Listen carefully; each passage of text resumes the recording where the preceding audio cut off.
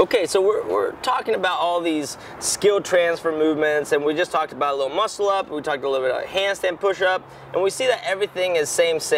Handstand push-up, the skill really is this micro skill that you see, because you see all these other pieces moving. So we see this, and we think, oh, it's hip flexion, extension, and knees, and all these things. No, what we're doing is we're going from a globally flexed position, which was this, into a globally extended body position.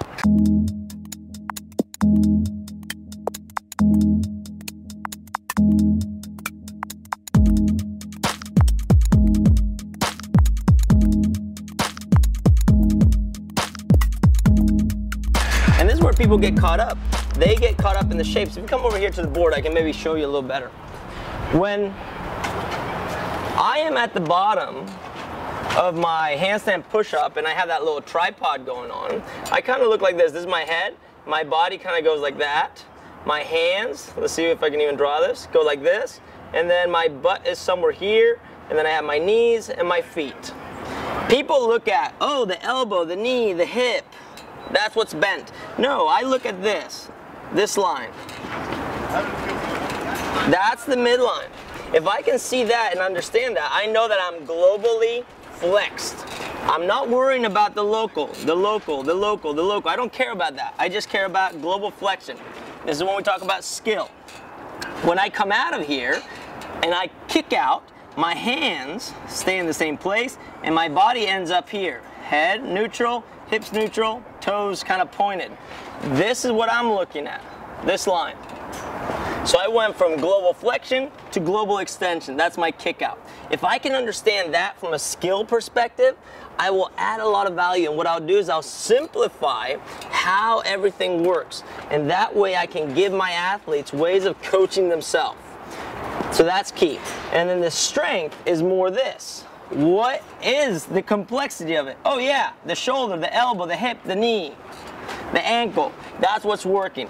But I need to start looking at the progression from a skill perspective, from a global perspective. If I can do that, I am golden.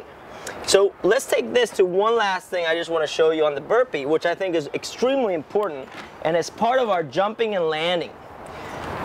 When we talk about burpees, just in general, we just say, hey, get down to the ground and back up. So if you look at that, get down to the ground is me flexing. I hit the bottom, I'm in a neutral position, and then I come out, I extend, flex, extend.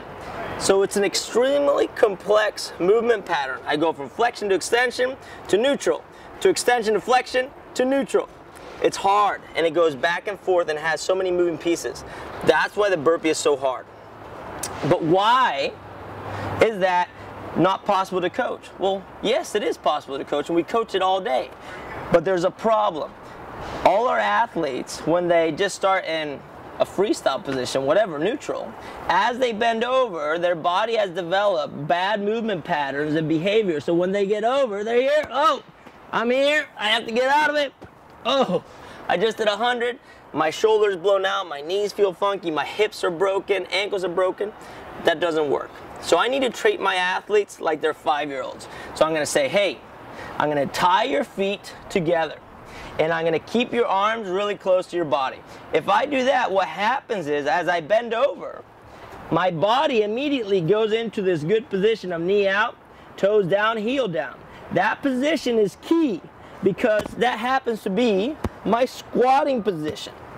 If I am here, we know that's poor. So feet together always takes you out, knees out, better position.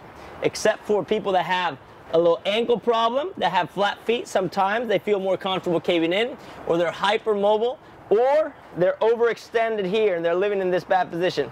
Those are the people that are gonna cave in. So if you're that person that bends over and the knees don't come out, check your ankle, check your back. Are you broken? Are you a little tight in the front? Or are you hypermobile? So those are things to think about. Now, this is the big one. When I come out of the burpee, this is not a strict push-up. And we did this position video where I did this strict push-up into a nice burpee. But that's not how you're gonna do 1,000. That's not how you're gonna do 2,000. What you need to do is you need to add skill. Skill is gonna carry your performance, your strength. So you're allowed to bow and snake this thing. key thing is that when I snake this thing, I do not stay soft in the back and the butt. My butt is on, chest comes up. Now from here, I'm peak loaded. I can snap my feet in. That snap happens to be the same thing we see on kipping pull-ups, muscle-ups, and even rope climb. And it's the same everywhere. But it's key that the butt is on, the belly is on, and I brace against that. I brace against that. And I use that loading and unloading to give me skill.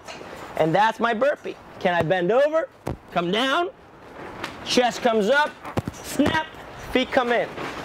This is 90% of artistic gymnastics, being able to bow back and forth, snap down, turn things around fast. And it happens to be Olympic weightlifting. I go from extension to flexion, stand up to neutral. And if I understand that, then I see skill transfer in everything. And that's what's gonna carry. So now, that being the burpee, and we just demystify that butt out is bad, butt on is good, and that bowing is okay. This is actually skill. This is how I do 1,000. This is how I catch up with the best in the world, right? So let's move on, let's take this to the rope and see if we can see the same shapes. So we're on the rope here, and I'm not gonna give you all the details on rope climbing, but I wanna show you something. And if you saw Annie Thorisdottir climb the rope at the CrossFit Games 2011, she had this very unusual way of climbing rope, which is not very unusual if you watch any kind of circus performance. That's how it goes. What she was doing is she was saving all her strength for the higher volume clean and jerk that got heavier and heavier. And a lot of people said, hey, are you really going to take the risk and link the clean and jerks? Sure. She's not going to use any grip strength on the rope. And how she's going to do it is she's going to allow skill to carry her. So if I take this wrap, which we've called before the Spanish wrap, and I have it hooked, what I can do is I go from this position where you can see that I'm globally flexed. And I don't know if you can follow me here, but what I'm doing here is I'm just extending the body, which happens to look like my drill that I did for the rings. This was my muscle up prep. So I go hip up, hip to the rope. No arm pull. If I pull with the arms, I just broke the skill. That's like pulling early in Olympic weightlifting. So I want to go hip up, now arms follow, reach. If I understand that, I can wave myself up and save my arms. I don't want to use my arms. I want my arms to just be my directors. So I'm here, big hip. I can let go of two hands, reach. I kick up again, go into that flexion. So this is global flexion, extension, reach. The cool thing about this is if you were arch me from the side, this looks exactly like my muscle up transition. The only thing is that I don't finish all the way. So one more time, kick and wrap. I go hip up, muscle up transition. If I shoot my head through past the rope, I get that transition, I can let go of both hands. Hips, let go of both hands, reach. Kick out, hips, let go of both hands, reach. Being able to let go of the rope is telling me that I'm fully hooked in and that I'm using and maximizing skill. I need you guys to start seeing skill on the rings, skill on burpees, skill on handstand push-ups, skill on rope climb. It's the same. So everything is same. And how do you take this and you apply it to Olympic weightlifting? If you can't do that, something's wrong with the program. That's what we're trying to demystify right here. So rope climbing, however you do it, can you add high-level skill? This doesn't work with every wrap, but the principle stays there. And it's balancing strength and skill that gives you some sort of outcome. I call that freestyle. And those are the different shapes, and that's what you label as kipping pull-up, butterfly pull-up, frog pull-up, whatever that is.